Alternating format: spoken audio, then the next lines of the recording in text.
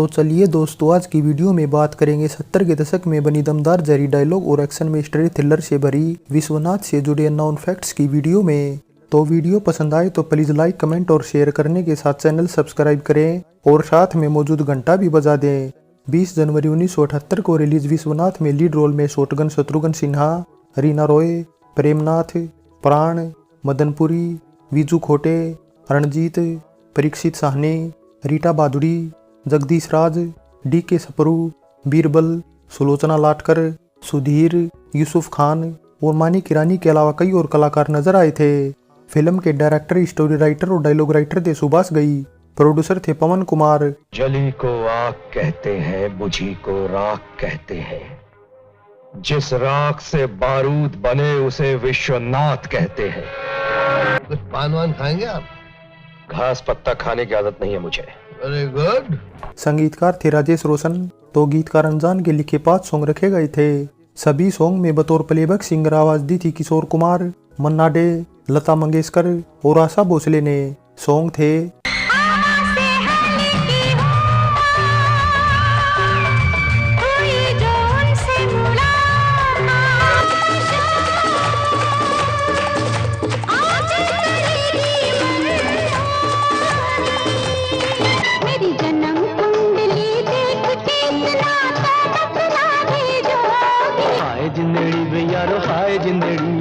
कैसे कैसे रंग ये दिखाए जिंदड़ी, कभी हंस कभी ये रुलाए जिंदड़ी।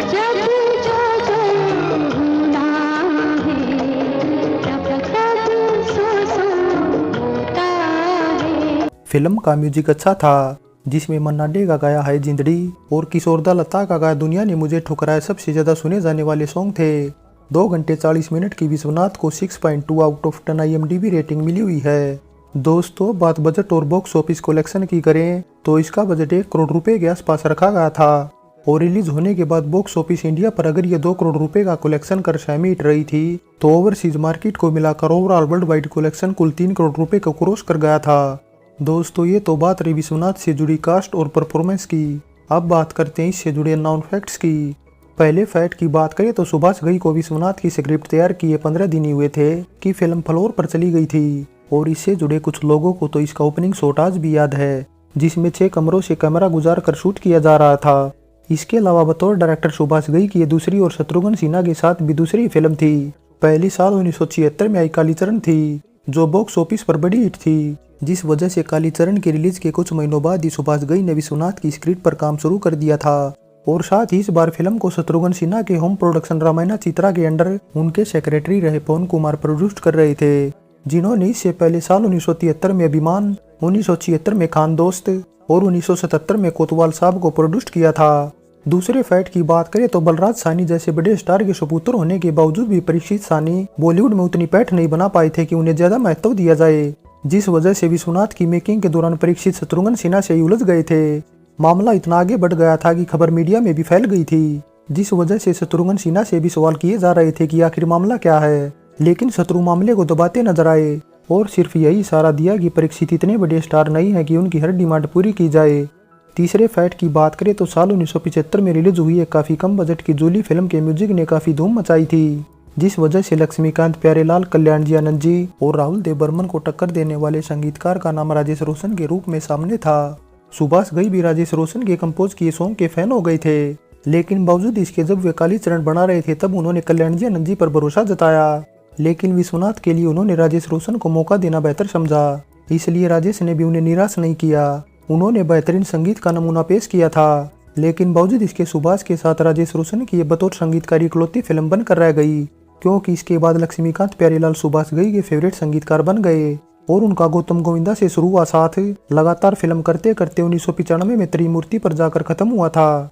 चौथे फैक्ट की बात करें तो राजेश रोशन ने लता जी की आवाज में हवा से हल्की हूं जैसा सॉन्ग रिकॉर्ड किया था, जिसे सुभाष घई कहीं फिट नहीं कर पा रहे थे, इसलिए उन्होंने इसे अकेले रीना रॉय पर ही फिल्माने का फैसला किया था। हालांकि उस जमाने में किसी सॉन्ग में अकेली किसी हीरोइन पर कैमरा फेस करना इतना आसान काम नहीं था, लेकिन सुभाष घई ने चुनौती मंजूर करते हुए इसे जबरदस्त तरीके से फिल्माया, जिसके बाद क्रिटिक्स की तरफ से भी उन्हें स्पेशली इसी सॉन्ग को फिल्माने के लिए काफी ज्यादा तारीफ भी मिली थी।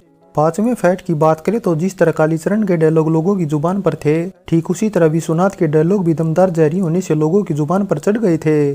फिल्म में जहां सभी का डायलॉग बोलने का एक तरीका था, तो शत्रुघ्न का बोला जली को आग कहते बूजी को राख न केवल फिल्म का सबसे बेस्ट डायलॉग था, बल्कि कुछ लोग इसे शत्रुघ्न के बोले बेस्ट डायलॉग में खामोश के बाद सबसे बेस्ट मानते हैं, क्योंकि अगर आज भी इसे कोई सुन लेता है तो नकल किए बगैर नहीं रह पाता। शत्रुघ्न के अलावा प्राण और प्रेमनाथ के डायलॉग भी अच्छे थे, तो खूंखार कुखा का रोल करने वाले रंजीत के इसे केवल कभी कभी वंस अगेन ने ब्लू मून जैसा डायलॉग ही हाथ लगा था। लेकिन फिर भी रंजीत के लिए डायलॉग इतना स्पेशल बन गया था कि वे जहां भी जाते लोग यही डायलॉग बोलकर चिल्लाने लगते, जिससे रंजीत भी ये सोचकर गुस्सा हो जाते थे कि लोग उनका मजाक उड़ा रहे हैं। लेकिन उन्हें बाद में जब एहसास हुआ कि लोग उनका मजाक नहीं बल्कि उनके दीवाने होकर उनकी तारीफ कर रहे हैं, तो वे काफी खुश हो गए। विश्वनाथ में कम रोल होने के बावजूद भी यह उनके करियर के लिए टर्निंग पॉइंट साबित हुई थी।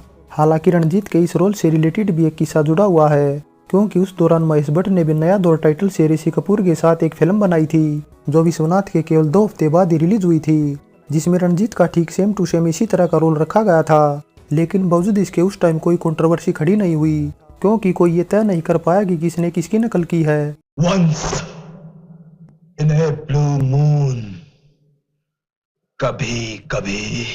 छठे फैक्ट की बात करें तो कालीचरण की सिनेमेटोग्राफी के महाजन ने की थी, लेकिन विश्वनाथ के टाइम न केवल कमलकर राव आ गए, बल्कि इसके बाद वे सुभाष घई के फेवरेट भी बन गए। दोनों का साथ साल 1986 में इकरमा पर खत्म हुआ था, क्योंकि इसके बाद राम लखन के जरिए शोक मेहता घई के करीबी बन गए थे। सातवें फैक्ट की बात करें तो विश्वनाथ 70 के दशक की उन फिल्मों में से थी जिसमें यूसुफ खान और मानी किरानी पॉजिटिव रोल में नजर आए थे, वरना अक्सर दोनों नेगेटिव रोल में ही नजर आते थे। मानी किरानी की शत्रुघ्न सिन्हा और सुभाष घई के साथ दूसरी फिल्म थी, क्योंकि इससे पहले वे कालीचरण में भी नजर आए थे।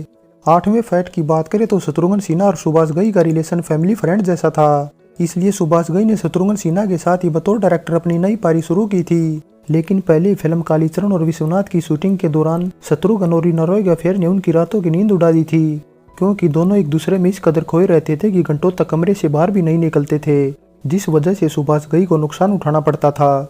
इसलिए इसके बाद वे गौतम गोविंदा में ही दोनों के साथ काम करने का रिस्क उठा पाए, क्योंकि गौतम गोविंदा के फ्लॉप होते ही घई ने दोनों से दूरी बना ली थी। नौवें फैक्ट की बात करें तो अगर साल 1978 में इसका तेलुगु में लवर विश्वनाथ टाइटल से और तमिल में साल 1984 में नान महानाला टाइटल से रीमेक बनाया गया था, तो सुभाष घई ने भी साल 1985 में अनिल कपूर को लेकर मेरी जंग टाइटल से एक फिल्म बनाई थी, जो काफी कुछ विश्वनाथ से इंस्पायर्ड थी, क्योंकि विश्वनाथ में अगर शत्रुघ्न वकील के रोल में थे तो मेरी जंग में भी अनिल कपूर को वकील के रोल में ही दिखाया गया था। लेकिन बावजूद इसके मेरी जंग को विश्वनाथ से ज्यादा पसंद किया गया था। 10वें फैक्ट की बात करें तो फिल्म में प्राण पर हाई जिंदगी जैसा सॉन्ग फिल्माया गया था, जो काफी पसंद किया गया था। लेकिन इस सॉन्ग को लेकर भी एक किस्सा जुड़ा हुआ है, क्योंकि एक तो न केवल इस सॉन्ग की रिकॉर्डिंग सबसे लास्ट में की गई थी, बल्कि इसे पहले किशोरदा गाने वाले थे। लेकिन जब उन्हें ये पता चला कि सॉन्ग अकेले प्राण पर ही फिल्माया जाना, तो उन्होंने गाने से मना कर दिया। हालांकि एक बात यह भी थी कि इससे पहले उन्हीं की आवाज में दुनिया ने मुझे ठुकराया जैसा सॉन्ग प्राण पर फिल्माया जा चुका था, लेकिन इस बार उन्हें ऑब्जेक्शन था, जिसके बाद मन्ना डे की आवाज में सॉन्ग रिकॉर्ड कराया गया, जो बाद में सुभाष घई का भी फेवरेट बन गया, जिस वजह से इसके बाद साल 1980 में आई कर्ज और 81 में आई क्रोधी में जो प्राण पर सॉन्ग फिल्माए गए थे, वे मन्ना डे की आवाज में ही रिकॉर्ड कराए गए थे। 11वें फैक्ट की बात करें तो 21 सालों बाद साल 1999 में रिलीज बेनाम का ओरिजिनल टाइटल भी पहले विश्वनाथ ही रखा गया था, जिसे कुछ वजहों से रिलीज से पहले बदल दिया गया था। 12वें फैक्ट की बात करें तो कालीचरण में बेशक प्रेमनाथ की बजाय Ajit Khan main villain role में थे, लेकिन विश्वनाथ से लेकर गौतम गोविंदा, कर्ज और क्रोधी तक सभी में प्रेमनाथ ही मेन विलन रोल में रखे गए थे, क्योंकि एक तो गई प्रेमनाथ को अपने लिए लक्की मानते थे और कुछ उनका प्रेमनाथ से लगाव भी हो गया था। 13वें फैक्ट की बात करें तो जब विश्वनाथ फिल्म रिलीज हुई थी तो इसके टाइटल को लेकर लोगों ने कई सवाल उठाए थे, क्योंकि Vishwanath title famous cricketer Gundappa Vishwanath के सरनेम से लिया गया लगता था, तो डेब्यू फिल्म कालीचरण का टाइटल वेस्ट इंडीज के फॉर्मर क्रिकेटर एल्विन कालीचरण के सरनेम से इंस्पायर्ड था। लेकिन इसके उलट सच्चाई ये थी कि सुभाष घई ने विश्वनाथ टाइटल को विश्वनाथ मंदिर से और कालीचरण को काली माता से लिया था। 14वें फैक्ट की बात करें तो जिस तरह प्रेमनाथ सुभाष घई की मोस्टली फिल्मों में नजर आते थे, कुछ उसी तरह मदनपुरी भी उनकी मोस्टली फिल्मों में नजर आ ही जाते थे। हालांकि इससे पहले कालीचरण में बेशक मदनपुरी को स्पेशल अपीयरेंस में कास्ट किया गया था, लेकिन विश्वनाथ में उन्हें काफी अच्छे सपोर्टिंग विलन कैरेक्टर में रखा गया था। प्रेमनाथ हो या फिर मदनपुरी, जब तक काम करते रहे दोनों में से कोई न कोई सुभाष घई की फिल्म में जरूर नजर आ ही जाता था। दाढ़ी बढ़ाने से कोई डाकू नहीं बन जाता। मेरी तरफ देखो, 25 साल से बगैर दाढ़ी के लोगों को लूट रहा हूँ। 15वें फैट की बात करें तो प्राण फिल्म में कॉमेडी करते नजर आए थे। उन्होंने फिल्म में गोलगुआ का काफी फनी और इम्पोर्टेंट रोल किया था। उनका रोल इतना इम्पोर्टेंट था कि शत्रुघ्न सिन्हा के बजाय उन्हीं पर ज्यादा सॉन्ग फिल्माए गए थे। हम हैं तुम्हारे बाप। बाप नहीं, माई के बाप। दोस्तों ये तो बात रही विश्वनाथ से जुड़े नॉन फैक्ट्स की। अब बात शूटिंग लोकेशन की करें तो इसकी शूटिंग मुंबई के RK studio, SL studio, Chandivali studio, Filmistan studio और फिल्म सिटी गोरेगांव के अलावा महाराष्ट्र की कुछ आउटडोर लोकेशन पर की गई थी।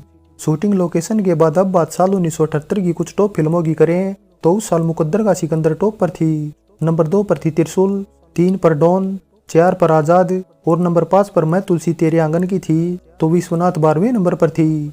दोस्तों अब बात 26वें फिल्म फेयर में विश्वनाथ द्वारा जीते अवार्ड और नॉमिनेशन की करें तो न तो ये कोई अवार्ड जीत पाई और न इसे कोई नॉमिनेशन मिला था। फाइनली दोस्तों बेहतरीन परफॉर्मेंस और डायलॉग के दम पर विश्वनाथ को शत्रुघ्न सिन्हा की बेहतरीन फिल्मों में गिना जाता है, क्योंकि इसमें एक दूसरे के डायलॉग को काटना फिल्म की सबसे बड़ी खूबी थी, जिससे फिल्म देखने का मजा दोगुना हो गया था। फिल्म के कुछ सॉन्ग बेहतरीन थे तो शत्रुघ्न सिन्हा और रीना रॉय का रोमांस भी उस टाइम चरम पर था और रीना ने अपने ग्लैमर के तड़के में भी कोई कमी नहीं छोड़ रखी थी। हालांकि एक कमी ये जरूर थी कि दोनों के रोमांस की वजह से फिल्म कुछ टाइम के लिए डिले हो गई थी, लेकिन रिलीज के बाद अच्छा रिस्पॉन्स मिलने से सब कमियां धुल गई। हालांकि फिर भी कुछ लोगों को इसका पहला हाफ ही ज्यादा पसंद आया था। और दोस्तों अगर आपको हमारे द्वारा दी गई जानकारी पसंद आई है तो कमेंट कर राय जरूर दें और आगे भी इसी तरह अपने मनपसंद वीडियो देखना चाहते हैं तो पहले चैनल सब्सक्राइब कर लें और हमारे नोटिफिकेशन पाने के लिए बेल आइकन का बटन भी दबा दें।